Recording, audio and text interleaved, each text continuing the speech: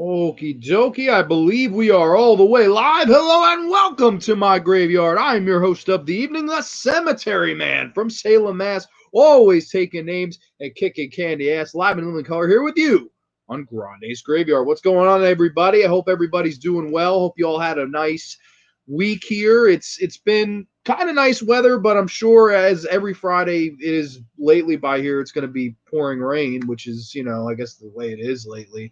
It is what it is. The weather hasn't been too summery when it comes to the weekends, but that is what it is, like I said. But tonight, I am going to be diving into a series that I'll be honest, it's kind of almost forgotten about. It's a series that I never honestly thought I'd ever do an episode on, and it's a series of films that it's going to be a real interesting discussion because at a time, this was the biggest franchise in horror going. And now looking back, it's almost like people don't even mention these films anymore. And of course, the films I'm talking about are the Saw films. Yes, this is the entire Blu-ray collection, the 8-film collection. It's pretty sick. You get this on Amazon for 15 bucks. Honestly, can't beat it. I mean, I will say that it is kind of shitty. Each disc kind of has more than one movie. Like disc 2 has 3 fucking movies on it. Oh shit.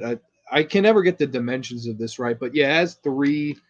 There's 3 movies on it, and it's just kind of like what? Like that's just overkill to me, and it's especially when you're looking for the greatest Blu-ray quality. Smushing movies together is not the greatest thing you can do, but I mean, it is what it is. Can't beat that price. Can't beat that price for the high def, and you get the DVDs. So there's a ton of discs in here, but not all of them are high def. So it is what it is. But again, can't beat that price. And I got this in the mail last weekend, probably like Saturday of last weekend. And honestly, I binged all of the films from Saturday to now. It is now Thursday, the 30th. I got these 5 days ago. I watched all 8 Saw films in 5 goddamn days. If you don't think I'm dedicated to this show, think again, because this was a lot of prep. And I gotta say, more than most, I kind of enjoyed most of these rewatching them again. And I think it was nice to look at these again without the hype train kind of being in motion. And what I mean by that is when these movies were really being pumped out, I mean, they were being pumped out year after year after year. They didn't even take a year off to regroup or rethink the story. They just kept pumping these out every single year around October time. And they keep hand over fisting making money. I mean, this was the biggest franchise in the 2000s of horror, even into the 2010s. There's no franchise that has surpassed this. Paranormal Activity tried, and other than the first one and maybe the third one, I don't think financially they really were able to reach the modicum of success that Jigsaw in the Saw series was able to reach financially. And I don't think there's nearly as many sequels. At least I could be wrong. I don't know. I haven't watched the Paranormal Activity, the entire series. I think I stopped after part 3 because I didn't even like part 2. So, I mean, that was what it was. But looking at these through my kind of just my eyes now, 2020, and wow, that's weird. 2020 vision, 2020 year, right? It's funny, like I was far less critical of them than I was back in the day when they were coming out. And I'll be honest, I've always been a Saw fan. I never hated the series like a lot of diehard horror fans do. There are some diehard horror fans that will tell you that these are trash. And that's fine. You can think these are trash. I totally respect that. I have to say that in retrospect and watching the series as a whole again, it was kind of fun. I had a fun time. I mean, were there some bad ones? Sure. Was there some bad acting? Sure. Was there some times where I was just like, God damn, this is really poor? Yeah, sure. I mean, any of them really, aside from maybe the first 2, have moments where I'm just like, what the hell? However, I'm going to be putting these movies over more so than I'll be burying them. And I think, honestly, to my surprise, that is because I thought I'd be burying most of the movies post part 2. And we'll get into those. But it all started with the original. It all started in 2004 when an up and comer named James Wan grabbed the director's chair. An up and coming writer named Leigh Whannell grabbed the writer's chair. And one of the leads in the film Of course, I am talking to you today about the original Saw from 2004. This is the uncut edition with the little saw here. You can actually like kind of move this around. Like I think it used to be able to like move and stuff. I don't know. This is old. There's like a little gel pack in there. You can still see the gel moving around. It's supposed to have the saw like be able to move around and stuff like that. This was really cool when I got it. I got this as soon as it came out. I think back in like 2005. So it's like 15-year-old DVD. It's kind of worn out a little bit. So that's why I ended up upgrading to the blues. But the original Saw from 2004, easily the best one of the series in my opinion, and I would dare to say an all-time classic horror film. I think this is a really, really, really great movie.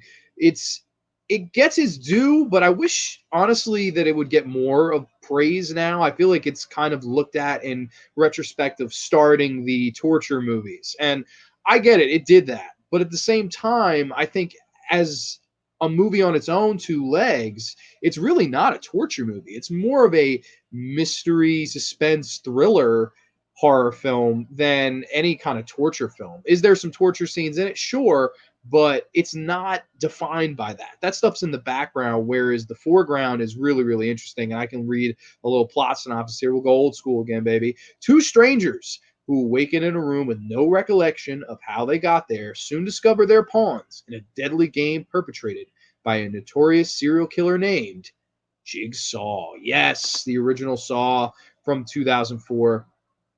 I really enjoy this movie. I enjoyed it since the first time I saw it back in the day, I believe on the Sci-Fi Channel. That was the first time I saw this movie because keep in mind, I wasn't old enough to go see an R-rated movie when Saw was released. So I don't even think I was old enough for any of them. But I think I saw the final chapter in the theater. But that was, of course, with a parental guardian. We'll get to there. We'll get there. But yeah, I watched this back in the day on the Sci-Fi Channel and immediately was invested. It's one of those movies that the pacing is just so damn good. It's like, bam, you're into it. Like this, the movie starts and you are into the game. You're into the characters. You're into the plot, into the story. What's going on? You're thinking constantly. How are they going to get out? What are they going to do? Who are they? Are they telling the truth? Are they telling lies? Are they in on it? And that's the beauty of this movie. It keeps you guessing from the first minute to the final minute. And I got to say, I think the performances are really well done in this movie. I think Carrie Elways as the lead, Dr. Gordon, I think he does a really good job. I even think Leigh Whannell, and a lot of people have shit on his acting. Is he the best actor? No. But I'll be honest, when I first watched the film, I had no idea that he wasn't an everyday actor. I mean, I thought he was a weaker everyday actor, but at the same time, if you had told me, hey, that was the guy who wrote the film and just decided to step in, I don't know if it's ever been confirmed if he wanted to be in the movie like as one of the leads or if they couldn't afford another lead. Like I don't know what they paid Carrie Elways, but they also have Danny Glover in this film as playing a Detective Tapp. I don't know. I don't know if it was a budgetary thing, but if it was, I think he gave a pretty good performance. I like Leigh Whannell a lot in the film. And basically, it's the two of them in this bathroom. There's a dead person in the middle of the bathroom, and they get these tapes and they learn that what they have to do basically to get out. Adam has to be killed by Dr. Gordon for him to escape. And also they find these saws that is their alternative. If they want to leave, they can leave at any time. They just have to cut through their feet, not the chains. And that's one of the coolest kind of like setups for a film. Like you either kill this guy, you're standing across this total stranger, or you can take this surgical saw and cut off your foot. That's just so goddamn crazy. And we learn through these series of flashbacks who this Jigsaw killer is. And he's one of those people that, in this film at least, he's not a serial killer, so to speak, like it says in the synopsis. He's one of those people that claims, I've never killed anybody. I find a way for victims to kill themselves. So you see this one guy, he's in this kind of barbed wire room, and Jigsaw says, did you cut yourself a few weeks back because you were really depressed, or did you just want a little bit of attention? And tonight you'll have to cut yourself again. And it's so well done, the setup. And he says you have to find a path through the razor wire to get to the door. And the guy tries to fight and all this stuff, and he ends up dying. He bleeds to death. And then there's this one guy he's in this fucking brick wall room, which seems like a pretty unwinnable game. He has this little candle. His body is like smeared in flammable substance. and there's a safe, and Jigsaw says you need to use the candle. The combination of the safe is written on the wall, and all the wall has all these numbers like all over the fucking place, like next to each other. There's no way he could have won. There really is no way, unless he possibly just guessed the right combination to the safe. So I mean, some of these games are a little questionably unwinnable, but as the series goes on, they become even more unwinnable than that, if you can believe that.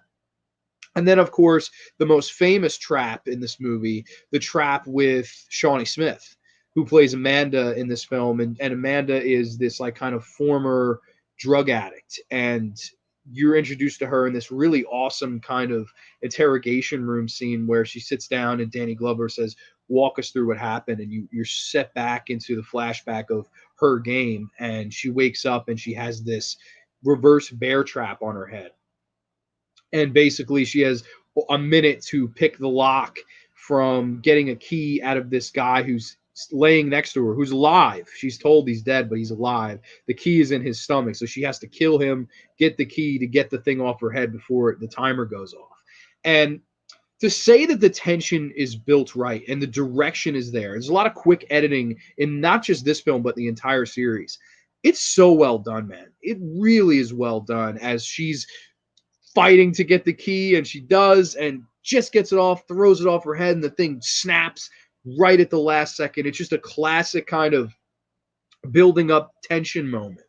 And she starts screaming, and Jigsaw says, most people are so ungrateful to be alive, but not you, not anymore. And there's this moment where he feels that he has rehabilitated her. And his ideology is that if you survive one of his games, that you will go on to appreciate your life more. And you'll live every day of life not taking anything for granted. And that's why he targets these victims. I thought that was a really cool kind of change in pace. Now, here's a horror film that isn't targeting the innocent teen youths that a Friday the 13th series is targeting. Here is a guy that thought about the people that he wanted to kill. He who saw people that maybe did wrong in his eyes and said, hey, you really think you're struggling through depression? Why don't you see if you'll cut yourself again to get out of this room? You really think that, drugs are the way out? Let's see what you got, sister. Let's see if you can get this reverse bear trap off your head in less than a minute. I like that kind of ideology. I like the psychology behind it. It honestly goes to shit very soon after this film, maybe even in the second film, but I can give the second film props. I love the second film.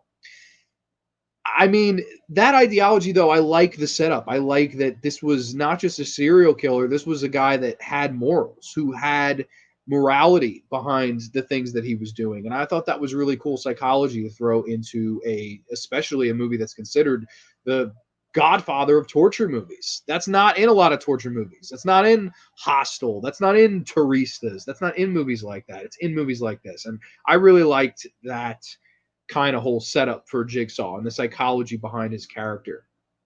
And I think that a lot of the twists and turns this movie takes, they're entertaining, but they're also thought-provoking. They make you think. Like, there's a point where Adam finds this picture of Carrie Elways' wife and daughter, and he's hiding it from him, and they keep finding these things. X marks the spot, and follow your heart. And there's all these sorts of clues in the room where they think there are ways that they can beat the game. And there's a two-way mirror in the room. And just when you think you know all the clues or know what's going to happen, there's a twist in this movie. And I think it's really, really well done. I think James Wan did an awesome job. Ty Junebug Films is here. How you doing, good brother? He says that, but in a lot of ways, James Wan, I think he's kind of an underrated director. He knows how to build tension and suspense. Those are his best horror movies. Yeah, you see, it's incredible to me how great James Wan has gone on to become, because this was his first day at the dance. I mean, a movie that was made for $1 million, a movie that was originally supposed to be a direct-to-TV film, and he made an all-time classic. He made iconic moments and iconic scenes. We'll never forget the Shawnee Smith reverse bear trap scene. We'll never forget Billy the Saw puppet. We'll never forget, of course, we'll get into the classic twist ending and the music by Charlie Clouser. This is one of those films that, in my opinion, it changed the game in horror. You had Saw in 1996 that brought slasher movies back and it gave birth to the neo slasher. Then you had the Blair Witch Project in 1999 where people said, hey, horror can be scary again. Horror can be what it used to be in the 70s and in the 60s. It can be scary again. It can be legitimate again.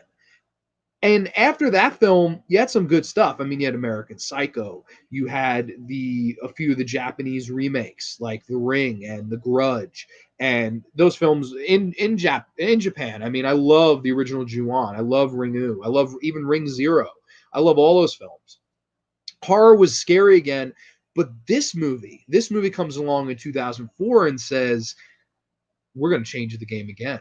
And in all honesty, I will say it changed the game for the worst. And I love this film. I think this is a great movie, and I think that horror needs movies that are as daring as this.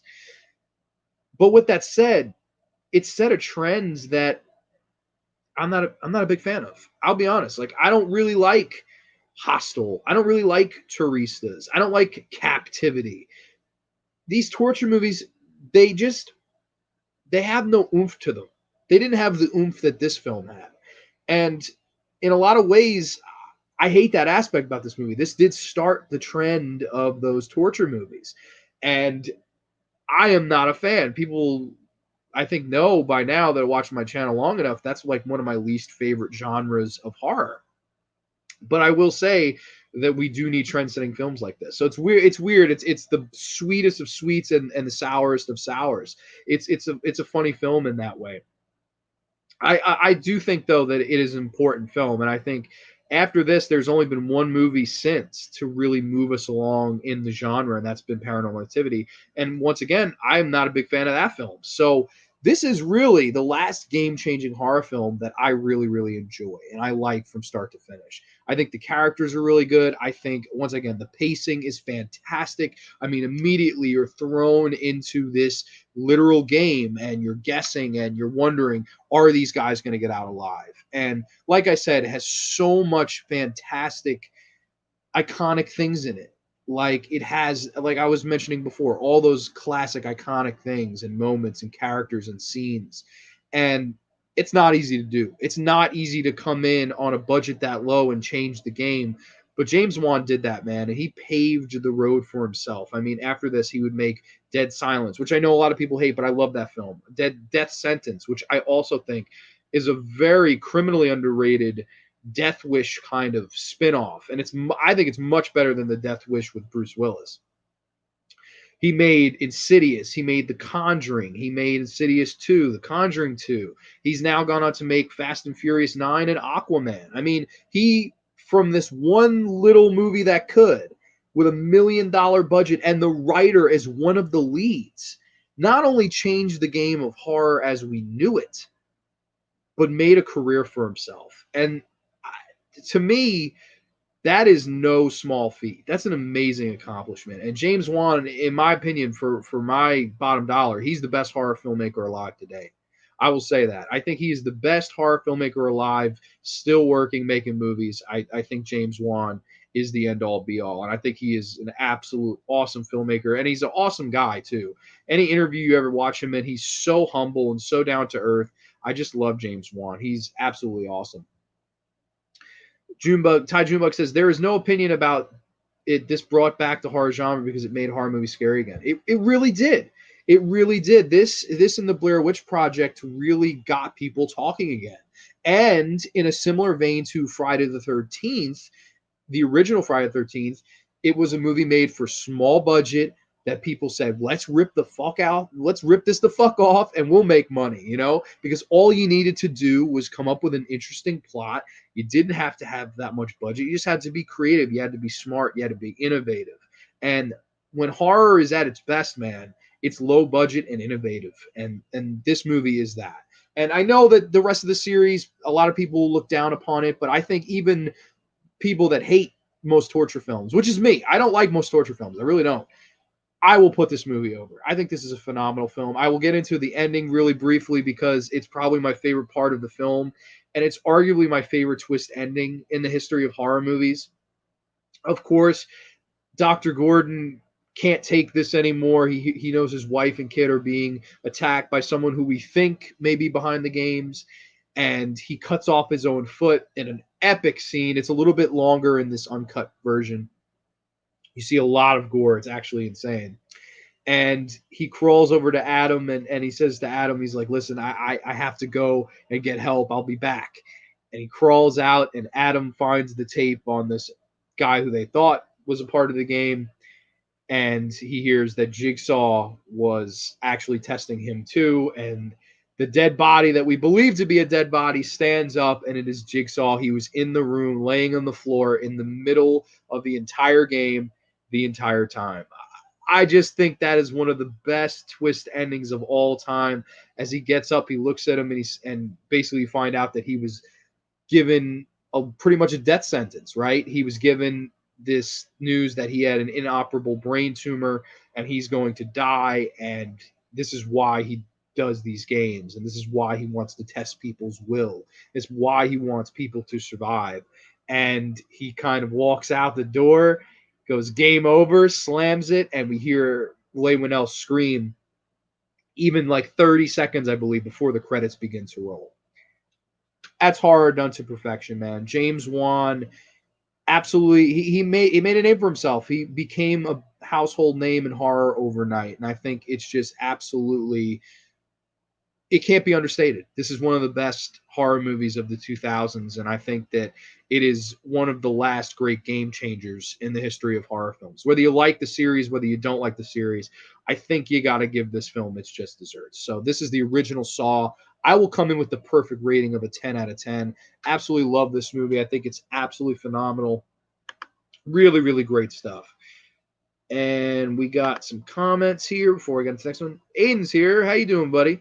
Hello, I just finished watching Street Trash for the first time. What the fuck did I just watch? Well, Street Trash is like the greatest trauma movie that's not a trauma movie. Absolute classic, street trash cinema, if you will. And I think Tobin Bell, his big claim to fame before this was playing Ted Kaczynski, Unabomber, in a Lifetime original movie. Yeah, and I always remember the Seinfeld episode he was on. And he's actually also, he was in an episode of The Sopranos, weirdly enough. So I always thought it was kind of funny. And it's actually amazing that Tobin Bell laid on the floor throughout the entire film. Like, it wasn't an extra. It wasn't a dummy. Tobin Bell actually did that the entire film. And who's to say, if he doesn't do that, maybe he's not in the next movie. Like, maybe they would have just got a completely different actor to try to play Jigsaw. And the fact that he did that, it was almost like him saying, hey, I'll pay my dues. I'll lay on the floor for this movie to make all the money of the next movies are going to make. And I respect the hell out of Tobin Bell for that. I think that was really cool of him. And I think that as these movies go on, his performances are really some of the best parts of the latter sequels, at least I will say. But that brings us on to a year later. It brings us on to 2005, when James Wan stepped down for the director's chair. He wanted to go do other things. That other thing was, of course, Dead Silence, which I really like that film. And he gave to the director's chair to another young up-and-comer by the name of Darren Lynn Bousman, and this was Saw 2. This is the big collection I have, so I watched the rest of these. I used to have the solo editions of these. I forget the hell what I did with them, but I have them all in here now, so nothing to show up other than that. Like, this little thing is what it is. I don't know. It's pretty cool. And $15, you can't really beat it, man. But I got another little plot synopsis here. A detective, Donnie Wahlberg, and his team must rescue 8 people trapped in a factory by the twisted serial killer known as Jigsaw. Yeah, not much of a plot synopsis there. I mean, it is what it is. But Saw 2 came out a year later. And I got to say, I really like this sequel. This is the best of the sequels by a goddamn country mile. I don't think anybody can deny. I know there are some people that say part 3. You are fucking crazy. Part 2 is easily the best sequel. And here's why, in my opinion. Once again, you have an interesting setup. You have 8 people waking up in a house, and Jigsaw's tape plays, and the people are told that they're breathing in a deadly toxin and they have 2 hours to live, and the door to the house will open in 3 hours. So they have to find these antidotes that are spread throughout the house and throughout these different games.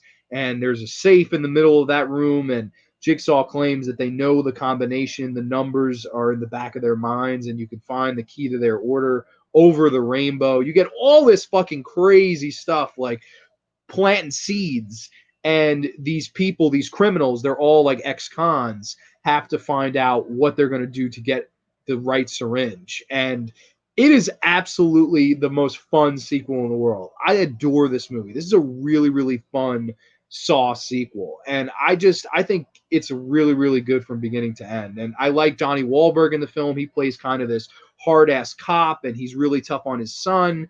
And he's kind of a jackass. He's kind of a piece of shit. He's framed people, especially the people that are in the game. He's framed. Some of them made their, crimes look a lot worse than they actually were. And he's playing the game with Jigsaw, and he has this one-on-one with Jigsaw where Jigsaw says, all you have to do is sit and talk with me for 2 hours, and your son will be returned to you in a safe and secure state. And Donnie Wahlberg's like, son of a bitch, and he's just, the entire time you're rooting for Donnie to just shut the fuck up and wait the 2 hours. And it's his anger that he has to overcome. It's his obsession that he has to overcome, as Tobin Bell explains to us why he does the things that he does as Jigsaw.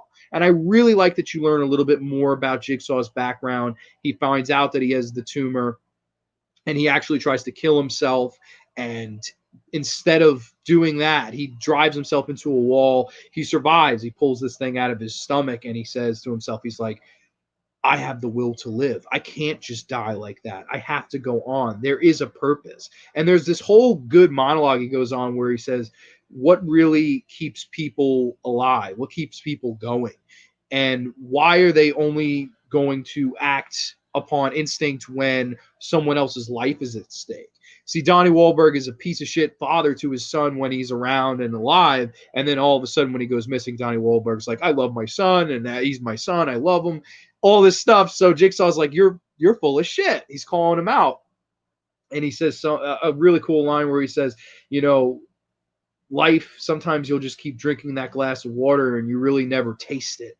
He says, after I drove myself to suicide, I taste every sip. I watch and live and experience and enjoy every moment. And that's what he wants everyone else to do. And I think that was the coolest thing about this movie. You learn a little bit more. Tobin Bell gives a fantastic performance. Donnie Wahlberg is really, really good as the hard-ass crazy cop as well. I think he's really, really good in this film. We got a couple comments here. Aiden Vavra says, Saw 2 is a good sequel, easily the best of the sequels. I completely agree with you, good brother. Totally.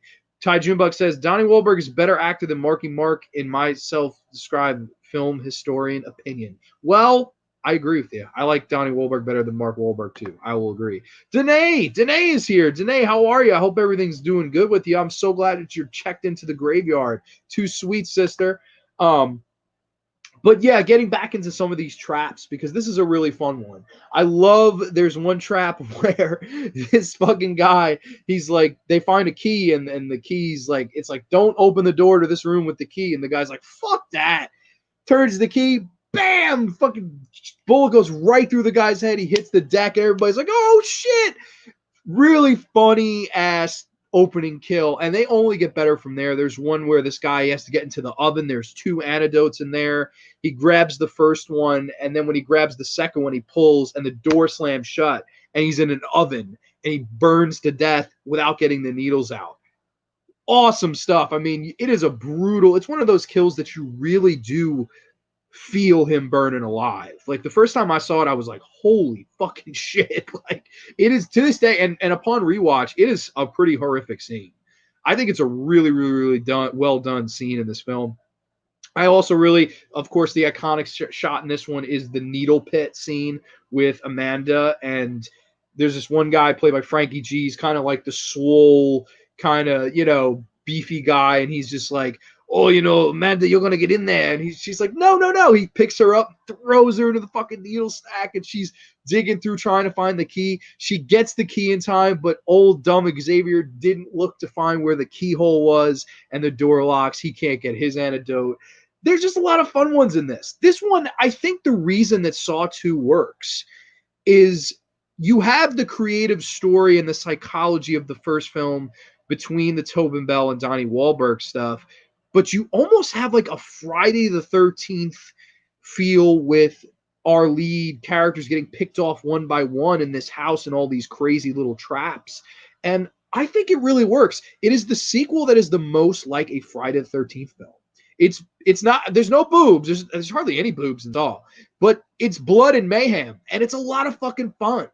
It's serious too, though. It doesn't become too humorous. It doesn't become ridiculous. It's fast paced again. It's fun again. And I really like this sequel, and it's really, really memorable. I really like the kind of final chase scene where Xavier finds out that all of the numbers on the back of their head have the combination to the safe with the syringe in it. And everybody's picked off by this point, except for him, Amanda, who's returning into this game and plays a very big factor into the ending, and Donnie Wahlberg's son. Amanda and Donnie Wahlberg's son are running from Xavier as he's chasing them throughout this house.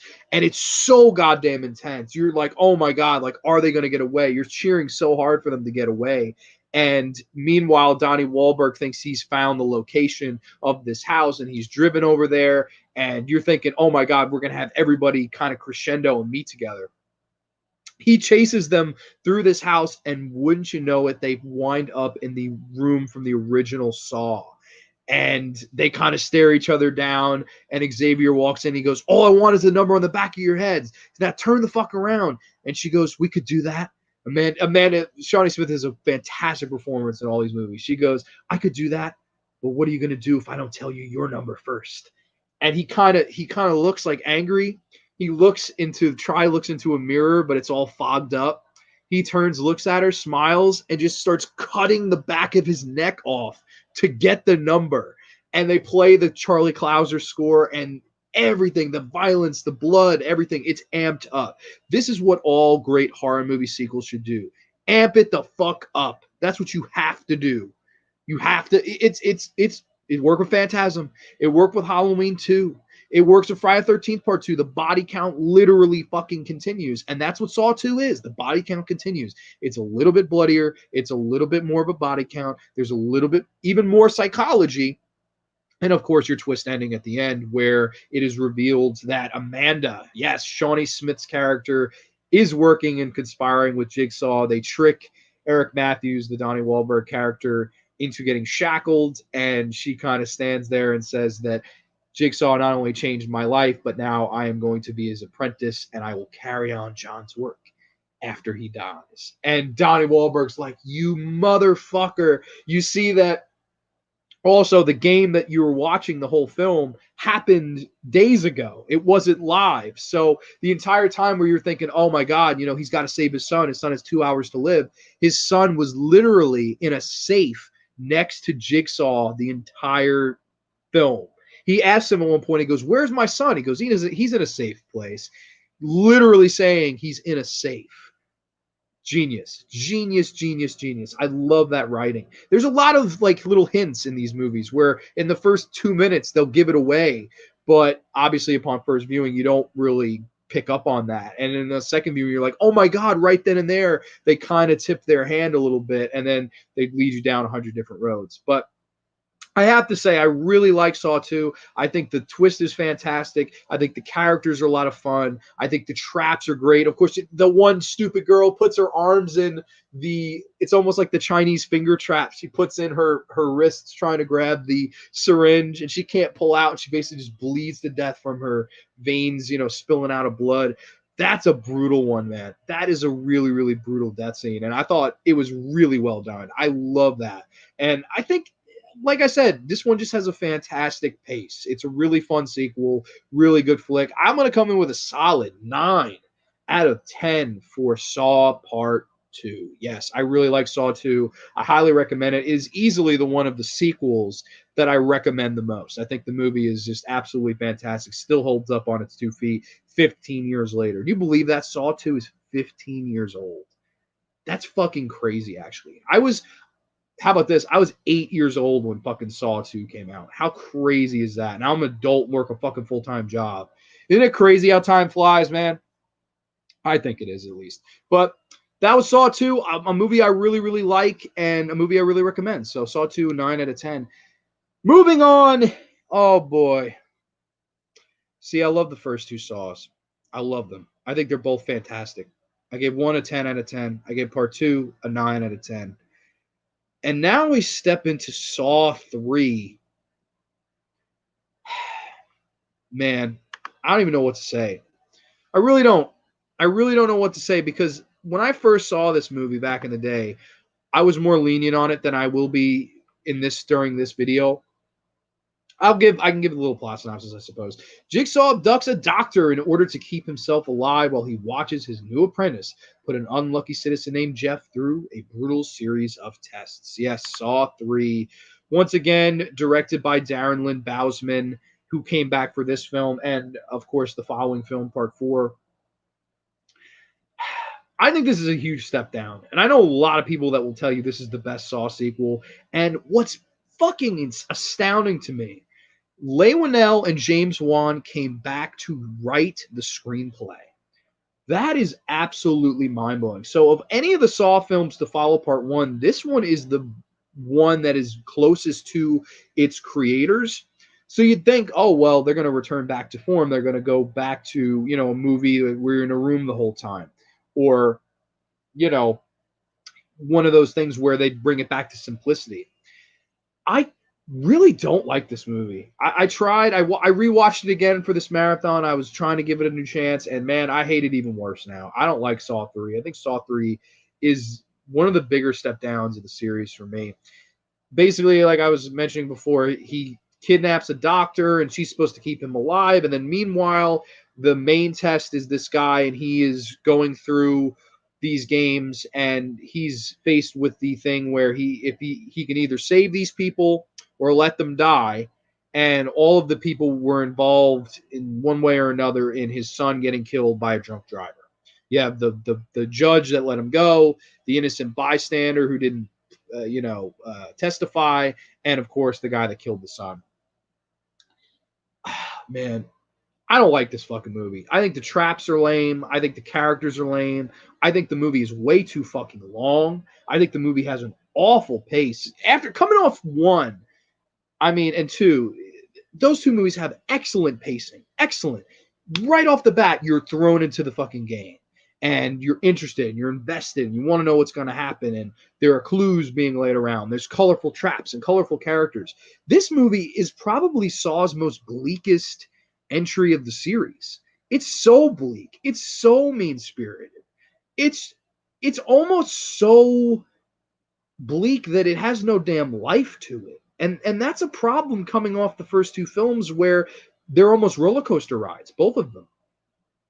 Especially part one, I would say. And this, I just don't like it. I think Shawnee Smith's character completely does like a 360, whereas in part two, we're led to believe, oh, she's going to be the next person. She's rehabilitated, all this stuff. I think they really shit on her character. They kind of make her the ex-druggie that's not over it, and she's not all there. And while I think that's maybe more realistic way of looking at it, it's not entertaining. And it's honestly, it makes her character very annoying and not likable. And I know she's not supposed to be likable, but at the same time, I don't want to hate her. I liked her at the end of Saw 2. I liked when she was like, game over, Detective Matthew. That was badass, man. She slams the door and I'm the next apprentice. Thought that was really cool. Here, it's lame. Like, she just seems like a loose cannon and anything can set her off and she's angry and all this shit. And you're like, the whole time you're like, this bitch is not going to be able to carry on his games. This bitch is not mentally fucking stable now. I don't know why she couldn't have been. I mean, it is what it is at the end of the day. But I really don't like what they did with her character. And I got to say that everything else around her is boring. The traps are boring. It doesn't. It's these people don't have any say whether they live or die. It's just this guy going. Basically, all three of them are. You didn't do what you're supposed to do for my son. I'm gonna try to save you. He saves one of them, and then eventually later gets one of them killed. You have the rack scene with the guy who killed his son, and the bones twist. I suppose that's a good trap, but there's no suspense to it. He doesn't fucking move to save the guy until all his fucking limbs are broken. He doesn't even move. He watches the guy suffer. And he has no emotion. It's just blank emotion as he's watching this guy fucking get killed. oh God, this is a pain in the ass movie. I don't like this movie. The only positives I will give it, there are some cool scenes where you see the original, how they set up the original Saw, like you see them setting up the bathroom trap. I liked that. I liked that background. I thought that was a really cool kind of flashback. And there's also a deleted scene where you see that Shawnee Smith is the one that got Adam, and before she abducts him, he asks her on a date. I thought that was pretty funny. Like I was like, oh man, why wasn't that in the movie? Like that would have been a really cool scene. So I like that. There's a decent scene where she does brain surgery on Jigsaw and with a power drill. I mean, it's okay. That was okay. But the finale is really, really where this one fucking just crashes and burns.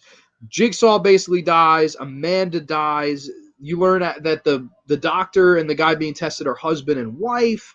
And the real person responsible for the loss of this guy's son is Jigsaw because he has abducted their neglected daughter. Dun, dun, dun. And the fucking movie ends. And I'm just like, what the fuck? Like, what the fuck were they thinking? Leywinell James, this is definitely the worst fucking movie James Wan ever put his name on. I'm glad he didn't direct it, because if he did, I don't know what I would say, because I like pretty much all his films. This is a piece of shit movie. It really is a piece. The more and more I think about it, it is a piece of shit movie.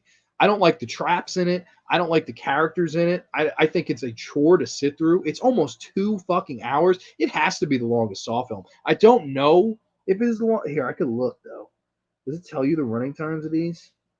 No. I think it's the longest. I have IMDb up. Maybe an hour and 50 minutes. That's too fucking long for a Saw film. Saw film should be 90 minutes to 85 minutes even you could pass for. That's too long for a Saw film, in my opinion. I don't know. I don't like that at all. I don't like Saw 3. I think Saw 3 is a fucking piece of shit, to be honest. I think it's a huge step down. It leaves more questions than it answers. And in a lot of ways, this could have been it. You didn't have to go on from here. It doesn't set itself up for a sequel bait ending, but the cash cow was growing so mightily that I think the producers realized we made a great mistake killing off not just Jigsaw, but Amanda, because Amanda was going to be the one to take the reins after. And the fact that you kill her in this film, it forces you into making a new antagonist for the remaining of the series. I think what they did, they booked themselves into a corner. I think a part of me thinks this was supposed to be the last one, and the cash cow and the producers said, we can't fucking end on this. Like, we have to keep going. The money is still, we are hand over fisting money. And that is what it is. But I will say Saw 3 is one of my least favorite of the entire series. I'm not even going to give this the pass. I usually, for me, a 5.5 is the pass. I will come in at a solid 4 out of 10 on this one. I will give it the Bret Hart rating. I do not like this film. I think there are certain sequences that are good. I like the flashback for the original Saw trap. I like the brain surgery scene. The gore looks good. This is one of the last ones where it's just exclusively practical gore, so I can tip the hat for that. But I don't know, man. There's some unwinnable traps.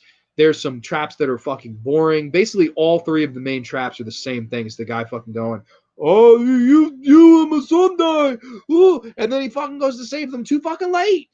There's no fucking tension in that. There's none. The fucking one lady, she's fucking freezing, right? She's naked. This is one of the Saw movies where you see boobies, but I mean, she's chained up and she's getting water thrown on her in a fucking freezer, and the woman freezes. She's fucking frozen solid, right? She's frozen solid. And the guy goes, are you still alive? He starts poking her, and he goes, I'm going to try to save you now. The woman's frozen solid, you stupid fat fuck. Holy shit. She's frozen. She's frozen as a fucking Flintstone push-up pop.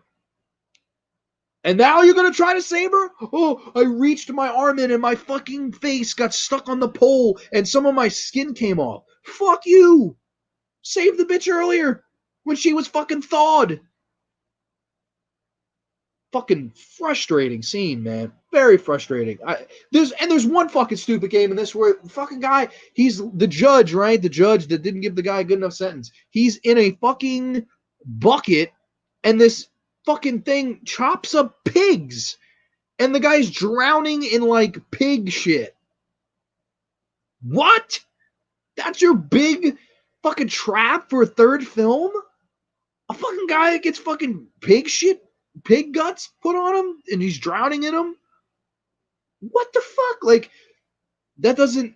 Oh my god, it's fucking frustrating. Like, how do you go from the reverse bear trap to fucking that? And like, I know people hate the later sequels. At least they have some innovative traps and some fun traps. This movie, I don't like any of them. I think they're all fucking stupid. I really do. I don't like any of the rack is cool looking, but the direction is so poor, and I think the character motivation to save the guy is so poor. The guy had no fucking chance. No chance. He let all four of the guy's limbs break before he decided to try to save them. Horrible. I don't like Saw. Fuck Saw 3. Okay, I'm done. 4 out of 10. Fuck you, Saw 3. Absolute piece of shit movie. And definitely the one when it came to rewatching it was probably. It's not my least favorite Saw film. There are Saw films worse than it, but it's probably the most frustrating. It really is because it's overlong. It's very boring. It has no oomph to it. It's definitely one of the ones I had the least amount of fun with. And there are Saw movies I like less than it that I had more fun with. Like Saw 5, I had more fun with Saw 5. It was more fun to watch. It was more entertaining. At least it had a pace. Even though probably Saw 3 is a better film overall. But, it is what it is. That brings us to 2007. That brings us to Darren Lynn Bousman's final entry of the series until the Chris Rock reboot comes out next year. I'm talking about Saw 4. Yes, I will give the plot synopsis here. Despite Jigsaw's death, and in order to save the lives of two of his colleagues, Lieutenant Rigg is forced to take part in a new game which promises to test him to the ultimate limits. I really like Saw 4. I think Saw 4 is a big step up from Saw 3. And I mean, granted, it's not too hard to do, but I think this is a much more serviceable sequel. It has a much better pace to it. It basically stars Lieutenant Rigg, who we've seen throughout these films in kind of smaller roles. In this film, he is the lead protagonist.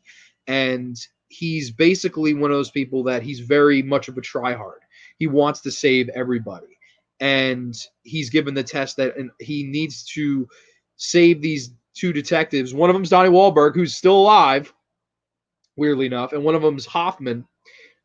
And he has 90 minutes to get to the building where they are and save them. And if he doesn't get there, he thinks they'll die. There's some good traps in this one. I like the opening trap, the see no evil trap.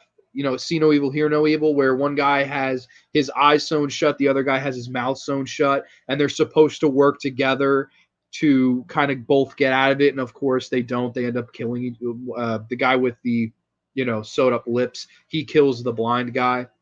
I guess the blind guy was kind of fucked too, even though he was a bigger dude. But they have a fun little fight. They're throwing kicks at each other. I was like, what the fuck is this, Saw or the fucking Karate Kid? Like, it was actually kind of funny. There's some CG blood in there for the first time in this series. I don't know how I feel about that. And it looked especially bad on this Blu-ray. Like, I watched the film back in the day on DVD, and I didn't notice it as much. It's very noticeable in high def, like how bad the CG blood it is in this. But it is what it is. I can live with it. At least it's entertaining. And you do, of course, the autopsy of Jigsaw at the beginning of the film, and they find a little tape in his stomach because, of course, he's hiding tapes in his stomach and his fucking rectum and I'm sure if they cut open his fucking, his large intestine, they'd find another fucking tape. The motherfucker has been eating tapes since he fucking started, right? But they find the tape, and the tape says, "You think my work is over just because I'm dead? The games have just begun." And of course, we do get some good games in this. There's one where this woman, she has her hair tied up in a knot, and it's pulling slowly but surely. And Rigg's trying to save her, and it's almost scalping her, and she's screaming. It's a very intense trap. And the twist is Rigg does save her, and then you find out that she's told if she's saved, she has to kill him. Thought that was much more in the vein of the first film. I thought that was pretty cool. I thought that was I was like, okay, cool. That's definitely something the first film would have done, where the only way you're going to live is if you kill this motherfucker too. And she tries, but she fails. I thought that was cool. There's one where it's a guy, he was a rapist, and he gets kind of like tied up in all four limbs, and he has to take both of his eyes out with these two things where he pierces his eyes. course, he doesn't do it in time, and his whole body, limbs, like everything gets pulled apart. Really fucking gory, really good stuff. And then, of course, there's the main trap where Donnie Wahlberg is standing on a fucking ice cube, right? A giant ice cube, and there's these little heat lamps melting it slowly but surely. And you get the fact that he'll be hung if the thing melts, which is misleading, of course. And then Hoffman's in a chair, and if the weight shifts, if Donnie Wahlberg falls off the ice, the weight will shift, water will pour onto him, and then he'll be electrocuted. That's what the idea you get. I like this one though. I like the way this all plays out. I like the games. I like the pace, and I like that we get a lot of backstory for Jigsaw, a lot more so than the second film. We learn in this film that he was with this woman named Jill Tuck, played by the voluptuous Betsy Russell, baby, who was also in cheerleader camp. We love Betsy.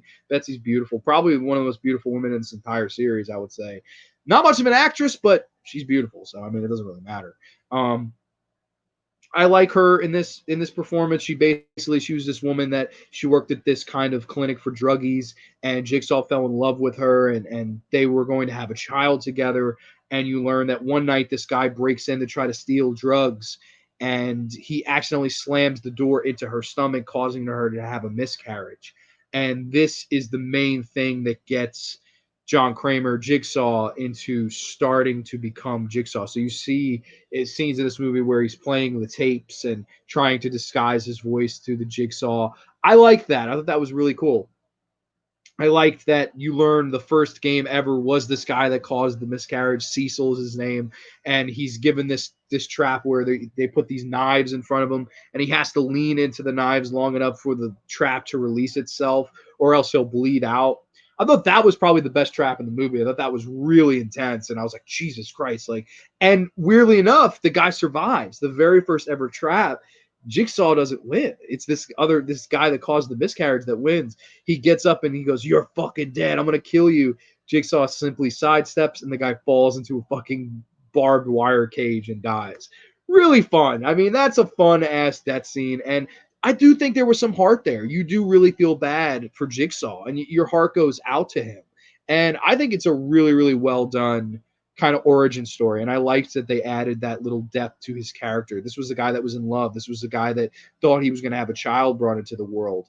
And that was taken away from him. And then his entire life from the cancer was taken away from him. And I think Tobin Bell, probably in this film, maybe the second film, it's either this film or the second film where I think he gives the best performance. He's not in the entire thing. He's only in flashbacks, obviously, because the Jigsaw character is dead by this point. But I think that he does give a really, really good performance in this. You do really feel for him, and I really do like the origin stuff. I think it's really well done. And then, of course, the finale where Rig gets there and you find out that his game was to not save them. Everyone has to save themselves, because all the other games, you realize that the woman that was saved, she had to save herself by trying to kill Rig. And the guy that had to take his own eyes out, he had to save himself. Jigsaw was trying to teach Rig that he had, everyone has to save themselves. You can't be the hero to save everybody.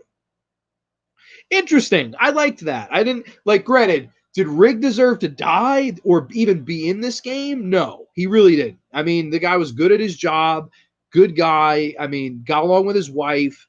Really cool. I liked the Rig character, and I thought the actor did a really, really good job.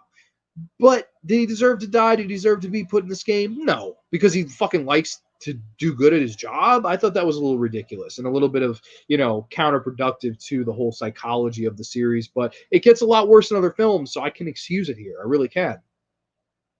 And you see the Donnie Wahlberg, that's crazy. These two kind of giant blocks of ice, you think Donnie Wahlberg is going to get hung. They smash his fucking head, and his head flies everywhere.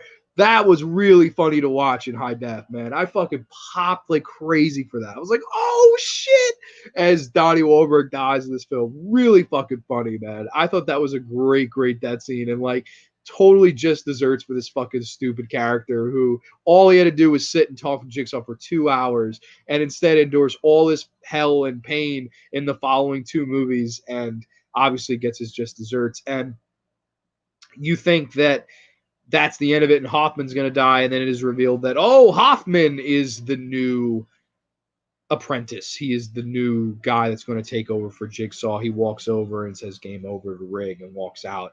And then there's another twist here where this film and Saw 3 were happening at the same time. And he walks in and basically you hear the finale of the third film going on.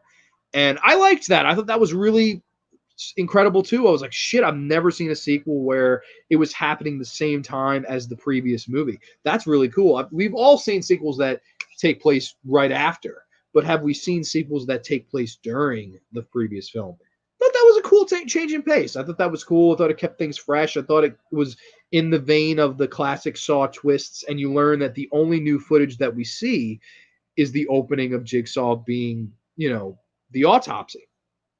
I thought that was really cool. I really liked that whole how it was set up. I liked how it was executed. I liked everything about it. I do really like the actor who plays Hoffman, Costas Mandylor, and I'll get into his performances more as these movies go on.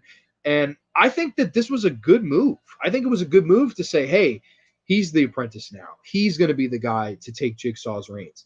However, what they do with it, not the biggest fan of. I do like the setup though. So I think Saw 4 overall is a fun watch. I think it's a decent Saw film. It's probably the best sequel after part 2 because the rest of these, I could take them or leave them. This is the last one that I think I genuinely like. Like if someone said, give me 3 Saw films to watch, I'd say 1, 2, and 4. I think those are the best 3 Saw films. I think this one has the pace that the first 2 has. I think it's fun. I think it has good traps. I think it has a good lead. I think it has a fun, crazy twist ending. Crazy gore. Again, some of it's CGI, so I'm kind of on that, but I like Saw 4. Overall, I'm going to come in at a solid 7 out of 10 for Saw 4. It's a good flick. I enjoy it. I think there was a little bit of convoluted in there. Like, there's almost too many characters at some points, and you're like, well, if this takes place at the same time as Saw 3, how many fucking people was he testing at the same time? I suppose so. I mean, you could look at it that way, but at the end of the day, I think this is the last really entertaining one. So I really like Saw 4. I think it's the last one with a little bit of goodness to it. So that was Saw 4 from 2007. Moving on into David Hackle's directorial debut. Yes, he was a production designer, I believe, on Saws 2 through 4. He got the shot. I guess they wanted to keep it within the Saw family to direct Saw 5. This was the only one he would direct. And giving a little plot synopsis here. Following Jigsaw's grisly demise, Mark Hoffman is commended as a hero. But Agent Peter Schramm is suspicious and delves into Hoffman's past. Meanwhile, another group of people are put through a series of gruesome tests. Yes, Saw 5 from 2008. I'll be honest. I used to hate this one. I used to say this was like my second least favorite of the series. But upon rewatching it this time around, for whatever reason, and I marathoned them, so it's not like it felt tired at this point for me, even though it was tired. It was tired at this point. I'm not gonna lie. I say it's even more tired in the next 2 films, though, especially the final chapter.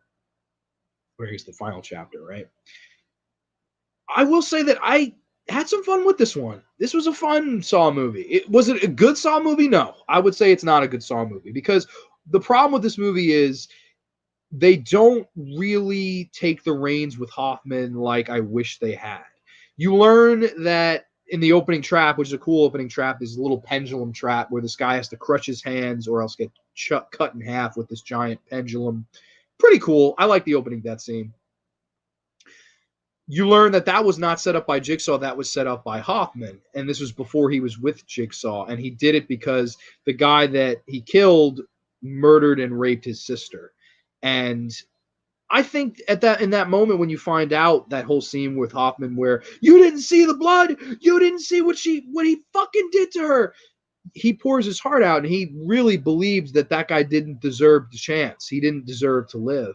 And I like that. I like that scene. I think Costas Mandylor, the actor, does a really, really good job as Hoffman in this movie. I like the scenes with he and Jigsaw. They show some flashback scenes where they're setting up. He was there with Saw 2. He was setting up the rack in Saw 3.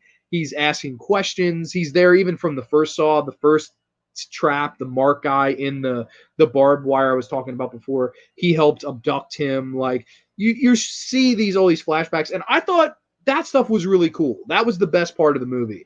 The stuff between Costas Mandylor and Tobin Bell and the flashbacks and setting that stuff up. I like that stuff. Where this one really loses me is the main game, number one, and number two, the stuff with fucking the agent after him, Peter Strahm. It's very it's flat because we know that he's the accomplice, right? We know that he's the man helping Jigsaw, or he's going to be the new Jigsaw now. So throughout the whole film, Peter Strom's trying to figure it out. Is he the new? Is this guy in on it? Is this guy in on it? It's very fucking boring to watch the Strom character because you're just like, we know he's the fucking killer. Like, when are you going to realize? It's not good when the audience is ahead of a character in a film, and we're ahead of them by about an hour and 15 minutes, and this movie has like an hour and 25-minute runtime. So that character is pretty much wasted doing nothing, doing investigating, if you will. So that stuff I didn't really like. And then the main game, while it's okay, it's the probably one of the weakest ones of the series because it ultimately doesn't come to it doesn't come to anything. There's no real revelation. This is probably the only Saw film without a twist. Which is funny because the fucking tagline is "You won't believe the ending." Yeah, you won't believe that there's not a shitty twist in this one. Like, it's fucking weird, but I mean, it is what it is, I guess. You have 5 people in the main trap, and each room, basically one of them dies in every room, and you learn towards the end that they had to work together and they were all supposed to live. And the reason that they're there, which is to me the most bullshit thing about this movie, is that they all conspired somehow in this building burning down. Like, one of them was a real estate person, one of them was a reporter. How the fucking reporter had anything to do with it, I don't know. One guy actually burned it down, and of course he's the only one that fucking lives, the guy that actually killed the people. Go figure. I mean, I just thought the mentality behind having them in these games was stupid. With the games themselves were, the first one is escape this room or you'll be decapitated, and you learn that all the keys would have worked for the collars they were wearing. Big fucking whoop. And then the second room, it's, find the keys or this room is going to explode. And there's only 3 chambers, but they were huge chambers, and they obviously couldn't fucking think to just pile up in a couple of them. And then there's one with electrocution. If you electrocute someone, it'll open the door. And then the final room, which is the best trap in the movie, I will say, is you have to put your hand in this kind of saw blade and fill up this meter, this beaker, to 10 pints of blood in order to escape and win the game. And the 2 of them do it, and of course, the guy gets out, the girl doesn't make it. They both saw their arms literally in half. And I thought that was cool, keeping in the name of Saw, like having Saw be the final trap. I liked that. I thought that was pretty interesting. But overall, man, it really does amount to nothing. It's not interesting. They don't have any real influence or impact on anything before or after this movie. And that's what I don't like about that kind of main trap in this film. I don't like, it's very flat. It's boring. And especially upon rewatch, when you know that they were just supposed to work together, they come off as very fucking stupid and unlikable characters. And this is the one where the characters, they're just unbelievably fucking stupid. The guy that survives is not only, I would say, the worst actor of the series, but why did he survive? Like, of all these people, you would think the Julie Benz character would survive. Ooh, Julie Benz looking good. I love Julie Benz. She doesn't survive, of course. I mean, it's just fucking lame. I don't know. And then you have this whole finale where Strom confronts Hoffman, and he's told to get in this box. He doesn't do it. He throws Hoffman in the box, and then the room, in similar vein to Star Wars: A New Hope, crushes in and kills Peter Strom as Hoffman is safely lowered down under the floor, and he watches the guy get crushed in half. Decent ending. I like the ending. I thought it was cool. I thought it was really gory. You see the bone break and all this, again, CGI gore splatter onto the glass box that Hoffman is watching him in. Interesting stuff. I mean, that was okay. This is one of those ones where it's just, you could skip it. You could skip it entirely. Like, you really could entirely skip this movie and really not miss much because not much happens in it. The only stuff you really learn is about Hoffman, and that's maybe a good 30% of the film, where the rest of it is 70% of Strom trying to figure it out and these fucking stupid people in the main game. And I don't know, it's a little bit flat. It's not a bad movie. It's more entertaining than Saw 3. It has a better pace than Saw 3. But overall, I'll say it's one of the weaker ones of the series. I will come in at the same rating I gave Saw 3. Oh, man, maybe I can go a little bit higher on this one. I don't know. You know what? I'll give it a 4.5 out of 10. I'll go a little bit higher than Saw 3. Although if someone said like which movie is better, Saw 3 is a better movie than Saw 5. But I will say that I had more fun watching Saw 5. So I will give Saw 5 a 4.5 out of 10. I think that's pretty fair. So yeah, I will give Saw 5 the 4.5 out of 10. That is Saw 5 from 2008. And now moving into this one. I used to like this one a lot more back in the day than I did upon rewatching it. This is Saw 6 from 2009, directed by Kevin Grutert, who is another guy who was working on the Saw films from the word go. The plot synopsis of this one: Agent Strom is dead, and FBI agent Erickson draws nearer to Hoffman. Meanwhile, a pair of insurance executives find themselves in another game set by Jigsaw somehow, even though he's fucking dead. Okay, this one, I will say it's probably better than part 5. It's a little bit more fun. This one's a little bit more fun than Saw 5, I'll say, and even a little bit more fun than Saw 3, of course. But I will say this one, getting through this one, same shit, different day. I do know, weirdly enough, this was the lowest grossing Saw film, so I don't know if that had anything to do with people just not digging this one, or maybe did it have something to do with Saw 5. I don't know.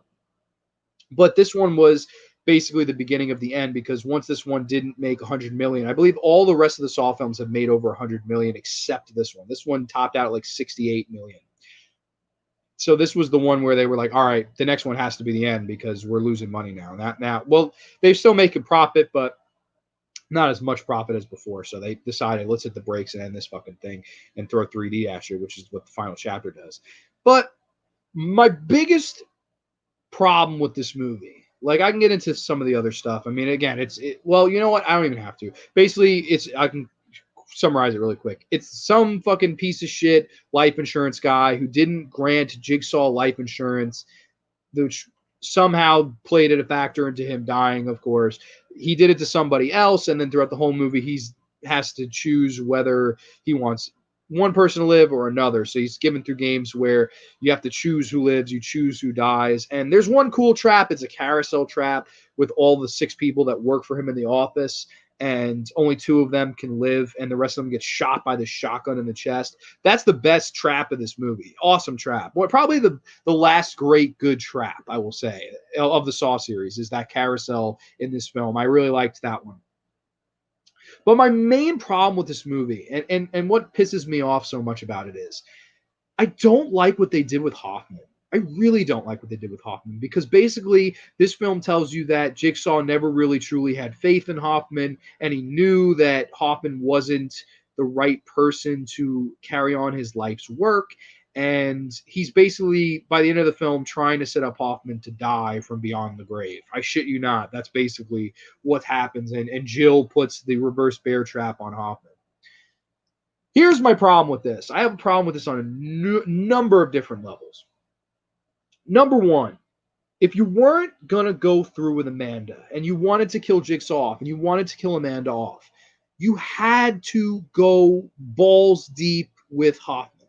You had to. He's your antagonist now. Jigsaw is dead. Jigsaw is buried. Jigsaw is gone. Now we have Hoffman. We set it up really well in Saw 4.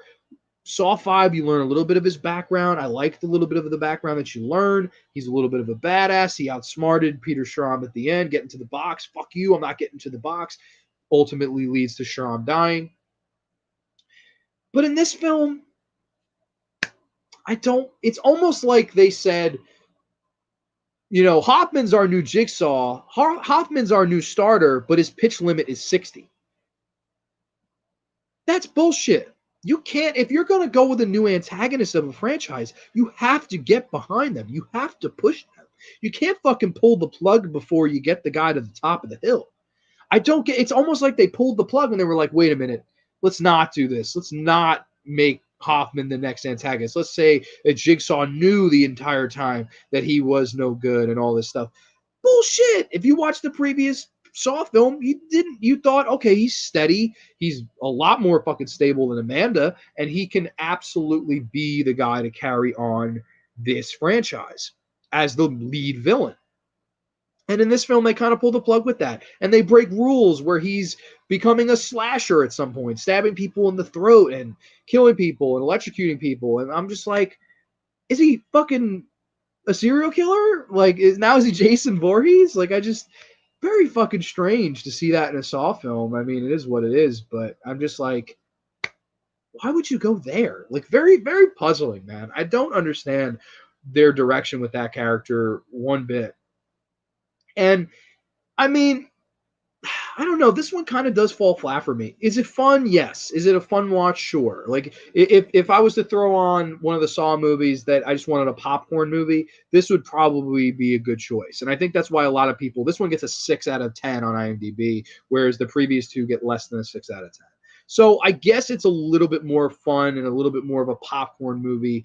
But at the end of the day, the main protagonist, well, I guess if you can call him protagonist, those traps are, other than the carousel, they all fall flat for me, to be honest. The Hoffman stuff, I don't like what they do as character. And the whole ending, I think, is cool with the whole reverse bear trap and he is left to die and he escapes it. I thought that was really crazy. Like, he's supposed to die. It's not even a winnable game and he still wins it. Like, Hoffman throughout all these movies proves that he's a badass. Like, so much shit he goes through and survives. And I liked the Hoffman character. I feel like they did him dirty in this film. They really make him look like a pussy. And I think he was anything but that. And I think they really should have got behind him and stopped with the whole, oh, Jigsaw was fucked out of life insurance. Really, bro? Like, that's fucking retarded. Like, why did we find that out in part 6? Like, come on. Like, that's too far-fetched for me. That's a little too far. Yeah, so overall, this is a fun one, but I'm going to probably come in at around a 4. Yeah, probably a 4 out of 10 for this one. No, probably 4.5. I like it better than Saw 5. So I'll put it same level as Saw 5, but I probably put it a little bit more above Saw 5. It's a little bit better. Like, if I had to choose, I'd pick Saw 6. It's a little bit more entertaining, a little bit better fast pace. And you do find out things in this movie, like Hoffman basically set up Amanda to die, so he would be the one. There's probably my favorite scene in the movie is a scene with the two of them in a flashback, and she goes, "Get used to me, because I'm going to be around for a long time." And he just kind of badass, he kind of whispers in her ear, he goes, "Sure about that?" And walks off. I thought that was the best scene in the movie, and knowing how it plays out with her dying in part 3, you're like, oh my god, he fucking set her up to die. I thought that was pretty interesting. I thought that was cool. But overall, man, another pretty flat one. I'm not a big fan of Saw 6. It's a little bit more fun than Saw 5, but overall, not one that I go crazy about. But that brings us to what was told to be the final chapter, what was told to be the last Saw film, although it is not. The only Saw film to date that I've seen in the movie theater. Saw this in 3D with my pops, so shout out to you, pops. It is Saw 3D, a.k.a. Saw, the final chapter. Oh boy, this is a piece of shit. This is a pretty big piece of shit movie. I'll read the synopsis. As a deadly battle rages over Jigsaw's brutal legacy, a group of Jigsaw survivors gather to seek the support of self-help guru and fellow survivor Bobby Dagan, played by fucking, what the hell is his damn name? Sean Patrick Flannery. Jesus. A man whose own dark secrets unleash a new wave of terror. Yes. Saw 3D. Saw the final chapter. Saw, holy shit, why did they make this movie? I will say for the longest time, this was my least favorite one. And of the original 7, it is easily the worst one. And I'll tell you why. It's the tone. I have grown to realize that in myself, I think I'm a big stickler for horror movies that have the right tone. For instance, the original Hatchet, I will forever hate that film. You know why? Because the tone is shitty. It's trying to be a comedy. The last 10 minutes of Hatchet has a fucking college joke where the characters like stop what they're doing running away from Victor Crowley and crack a fucking joke. That's fucking unacceptable to me, to have a joke misplaced like that. Sure, did the Friday the 13th films have jokes? Sure, the fucking computer and the dead fuck. My favorite Friday the 13th film is probably the most comedic one. Friday the 13th Part 5, all the Ethel and Jr. lines, the demon, that's them damn enchiladas, and Reggie the Reckless, everything about that movie. There's some funny scenes. However, when it gets serious, when it's the ending, when it's that barn scene where Tommy has to confront his inner demons as he stares down Jason, and Reggie the Reckless above from the rafters goes, Tommy! You feel that, man. That tone is right there. You can have comedy, but you have to have that right tone. And what Saw the final chapter does with its tone is fucking horrible. It basically becomes Freddy's Dead. This is the Freddy's Dead of the Saw films, but it's actually worse than Freddy's Dead. Like, it's actually worse, in my opinion. This is a piece of shit movie. I don't like this movie at all. It's basically Saw tackled as if it was a parody.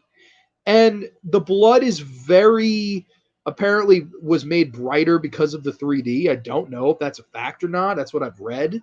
But the blood almost looks like fucking corn syrup. The traps and the acting, it's so painfully over the top and poor that you're like, how the fuck did they hire these people? How did they direct this? How did they get this released? Could it have been the 3D? Like, they were so focused on the 3D they didn't realize the acting was so shitty? I don't know. But it's intentionally fucking goofy. I think it's intentionally made to be a joke. It really comes off as a joke. And even the opening scene, it's done in broad daylight in the public, and it's a love triangle. And these two fucking guys decide, let's let this bitch fucking split in half.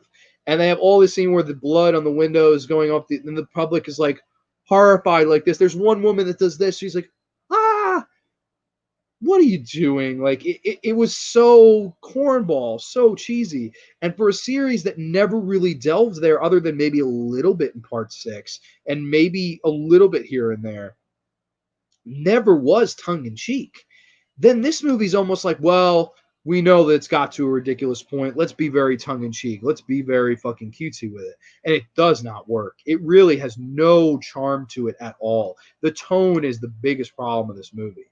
And once again, you don't really have much Hoffman in this film. You don't have much Tobin Bell in this film. You don't have much of anybody that you've been watching for the past 3 movies at least. And it's just lame. The traps are pretty lame. The lead character, he's a guy who wrote a book about surviving the Jigsaw game, and he didn't really, and he's put through all these tests and basically fails all of them.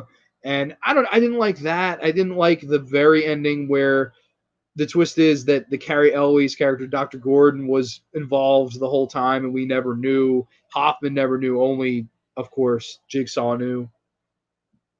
I thought that was fucking stupid. It was so forced. It was something that the fans, I think, really wanted, and I think they rushed it. I think they should have maybe built up to it a little bit more, but they also show him towards the beginning of the film.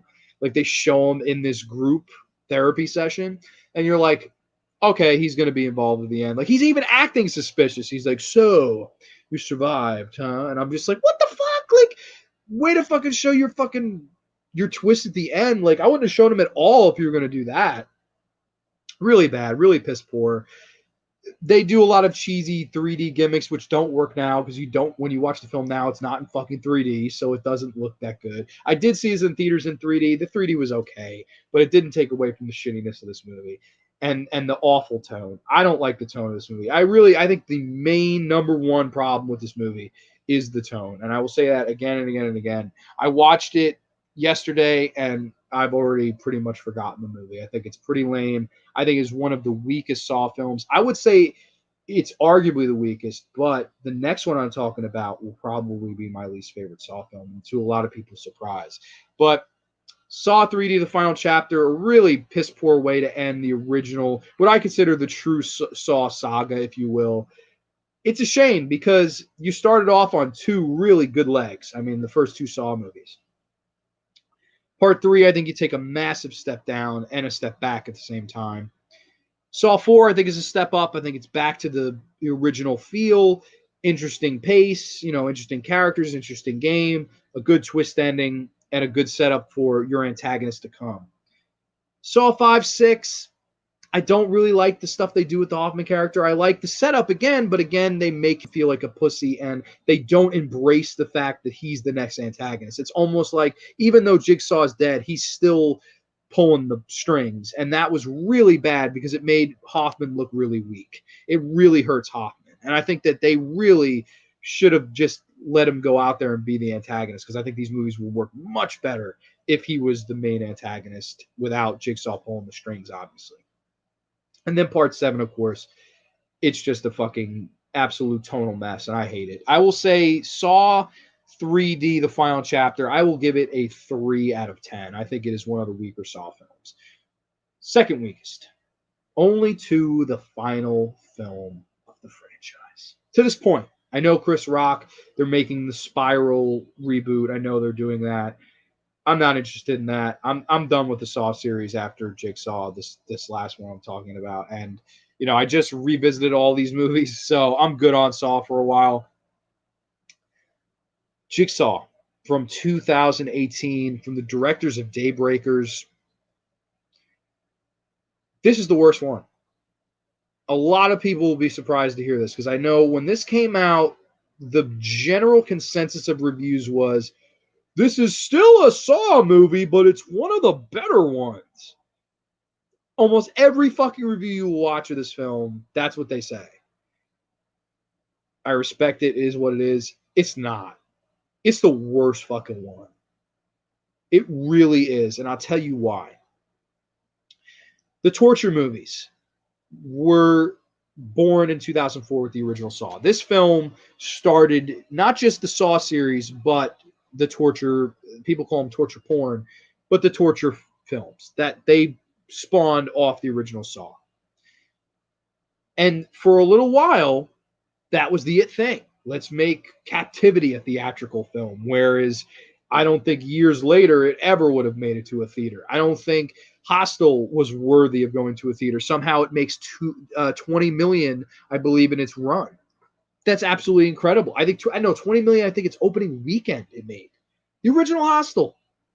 If Hostel came out now, it wouldn't make $2. Well, granted, it's not fair to say during coronavirus, but if the things were back to normal and the theaters were going again, if Hostel came out tomorrow, it would not even, I don't even think it would make 8 million.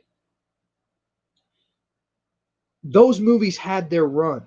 It's like the slasher of the 80s. It's like the neo slasher of the late 90s. It's like the Japanese J-horror ghost films. It's like the era we're in now, the Paranormal Activity and, you know, Insidious and your Conjurings and all these ghost films, your Ouijas and whatnot, Annabelle. Their moment, these torture movies, was that era, was from 2004, I would say, until about 2008, 2009. 2009 is when it ended, and Saw the final chapter is a fucking comedy. It's not even a fucking torture movie. It's really not. This movie attempts to reboot that era and attempts to reboot this franchise, and to say it fails is an understatement. This movie fails on it. It didn't make the money they wanted it to make. It is flat as A cup titties, and it's so worthless that I'm not even going to bother to read a plot synopsis or go into the plot or explain what happens in the film, because it doesn't matter. Sometimes in the world, and this is a hard pill for some people to swallow, and an 80s slasher mark and myself included. In the 1980s, man, those slasher movies, they were the creme de la creme. They were everything that us horror fans loved to watch, whether it was Madman, whether it was The Burning, whether it was Jason killing people in the Friday the 13th films, whether it was Michael Myers killing people in the Halloween films, Freddy Krueger on Elm Street, etc. That had its run, and eventually it died. And sometimes in life and sometimes in horror, it doesn't matter if the glory days were just 2 weeks ago. We're just 2 years ago. We're just, with the time difference of this film, 8 years ago. It doesn't matter if that's when the glory days were. The fact of the matter is the glory days by this point were over. Torture movies were over. Hostel tried this with part 3. It was over. You can try all you want. You can put any name on it you want. You can say, oh, reboot this and reboot that and this timeline, that timeline. Tobin Bell, you can put him on the poster and dress him like Billy the Saw Puppet, just like they did. It doesn't change the fact that the day in the sun of the torture movies was indeed over. That sun had set. And that's why Jigsaw is my least favorite, because you're grasping at a straw that's not even fucking there anymore. With Saw 3D, the final chapter, it's saying, let's get one last fucking payday out of this. Why not? We'll have fun with it. We'll make it in 3D. We'll charge people more money to come into the theater. We'll make stupid money, and we'll walk away happy. What Jigsaw tries to do, it just fucking insults your intelligence. It's like, let's present ourselves as something completely new and different, yet we're going to do the same exact thing 8 years later, different day. That's lame, man. The glory days are over. Sometimes you have to fucking accept that. And the only way to bring something like that back is to change it completely. Freddy's Dead was the end of an era of slasher films. Jason Goes to Hell was an end of an era of 80s slasher films that ended in the early 90s. But this Saw film, this Jigsaw film, it's just so brutal because it doesn't try to do anything new. Like Freddy, like New Nightmare tries to do something new with Freddy, even though the glory days were over. And that's why that movie works on its own. But this movie just doesn't work on any level. It's boring, it's dull, has nothing going for it. The twist is absolutely stupid if you're a fan of the first 7 films and if you liked the Hoffman character like I did. It's such a spit in the face to the Hoffman character. It's such a spit in the face to Cary Elwes. It's such a spit in the face to the era that the Saw films created. And it's trying to say, let's relive one more last hurrah. And it comes up as utterly fucking pathetic. Jigsaw is the worst Saw film. And I rewatched it. I had to double check because I saw it the one time. And I said, you know what? If I'm going to marathon these, I have to give Jigsaw another chance. It's the worst one. It really is truly the worst one because the glory days were over. And I will say that to my dying day. That is the reason that Jigsaw is the worst Saw film. There was no straw to grasp at anymore, and yet they still went for it because that's how desperate Hollywood is. If it doesn't tell you that Hollywood is so desperate right now, they tried to revive torture movies. Torture movies are almost like disco now, man. People like them at the time, and now they look back on it like, what the hell were we doing? What the hell were we thinking? Why do we like those movies again? It's the truth. Do you know anybody, any of your closest friends, your family, whatever, that still say the Saw films hold up as much as they did when they were coming out? I remember when they were coming out, people were discussing those movies day and night. Oh, what's going to happen? What's going to be the twist in this one? Holy shit, I didn't see that coming. Holy shit, that trap was crazy. It was the talk at the water cooler. It was the talk in the hallways of school. But now, no. It's dead. It's dead and buried. Let it fucking die. The final chapter is the final chapter. I have no fucking interest in Spiral. I don't give a shit. It's dead. It is buried. Torture movies are done. They are finito. Stop making them. It's not a worthy investment. It didn't even make money. If it came out and made $200 million, I'd be like, well, there's still a cash cow to milk. It didn't. Because it's over. The day is over for that. It is. Michael Myers can come back to the box office and set records anytime because that's who Michael Myers is. And slasher movies, believe it or not, have a little bit more of a leg to stand on than these torture movies. But I don't know, man. Jigsaw, I'm going to give it a solid 1 out of 10. I hate Jigsaw. I will never, ever, ever watch Jigsaw again because it's just a maddening film. It really is. It's frustrating to see how they tried to end that series or tried to reboot that series, I should say, on such a poor, flat note. So I really don't like Jigsaw. I'm coming with the solid rating of 1 out of 10. And AJ's here. Oh man, how you doing, good brother? I just finished actually. I'm wrapping up. I'm sorry about that, but you could always catch the rerun. I guess that's the beauty of YouTube. But yeah, so that is Jigsaw. That is the Saw films. If I was to rank them, I can quickly rank them for you. I would, of course, go with the first one first. I really like the first Saw. Then part 2, I really like Saw 2. Then I'd go Saw 4. Then I'd probably go Saw 6. Then Saw 5. Then Saw 3, which I think Saw 3 is a bad film, but it's probably better than the other two, but it's not as entertaining as the other two. Then Saw the Final Chapter, and then Jigsaw. I think Jigsaw and the Saw the Final Chapter are pretty worthless movies. I hate them both. So, I mean, it is what it is. AJ says, stop watching after the first two. Thought the last one was okay. I like Saw 2. I think so. I put Saw 2 pretty much over. I likened it to, it's almost Saw's version of a Friday the 13th movie. It's blood and mayhem. It's dumbass characters getting picked off one by one in a house. And I don't know. I like the kills. I think it's fun. I think it has a good twist ending. I think it has a pretty good direction behind it. I like Tobin Bell and Donnie Wahlberg. I think they do a good job in the film. So I will say I like that film. I will put Saw 2 over. I think it's the last great one too. I do agree with you. Whereas Saw 3, it falls off a fucking cliff. So, you know, it is what it is. But I'm going for about an hour and a half. I guess we'll wrap it up here. Again, this was the Saw series. This was a fun episode to do. I liked talking about these a little bit more. I don't know if I didn't have too many people in here. I know Danae was here, Ty Junebug was here, Aiden was here, and AJ made it right here at the end. So I thank you all for watching. I really do appreciate the support. This was a fun one to do, and honestly, I think in retrospect, it was fun looking at these movies after the hype train has stopped. Because when these movies were coming out, man, it was literal torture to talk to them with people. Like, people like, oh man, Saw 6 and all. I'm just like, Jesus Christ, man. Like, can we, it's just like, to a lot of people, it was just about the traps every year. And that's why these movies made money, I think. But looking at it, getting off a hype train and looking at it 10 years later through new eyes and kind of trying to watch it for what it was, more often than not, I had fun with these movies. We were a couple duds, sure. But I had some fun. I thought it was fun kind of marathoning them, prepping for the show, and I had a fun show talking about them. So that's always what matters, and that's always what's fun. So it is what it is. But that is going to be all for the Graveyard this week. I thank you all once again. Aiden, Ty, Danae, AJ, thank you so much for supporting and watching live. If you missed it live, of course, you can watch it right now after I go off the air. This was a wonderful, fun little episode.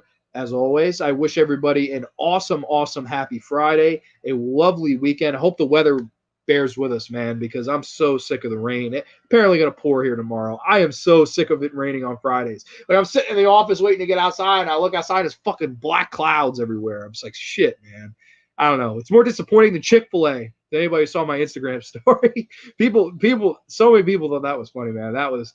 Oh, if you follow me on Instagram, watch my story because that was a funny one. I wasn't even trying to be funny, but I was kind of pissed. But that is neither here or there. I do digress. But again, once again, thank you everybody for watching, supporting. Hit me up with a like, a sub, a comment, anything. Let me know what you'd rank the Saw films as. What are some of your favorite moments, traps, characters, and ratings? I'd love to hear all that stuff. So thank you all for watching. Too sweet. Peace. And we will catch you next week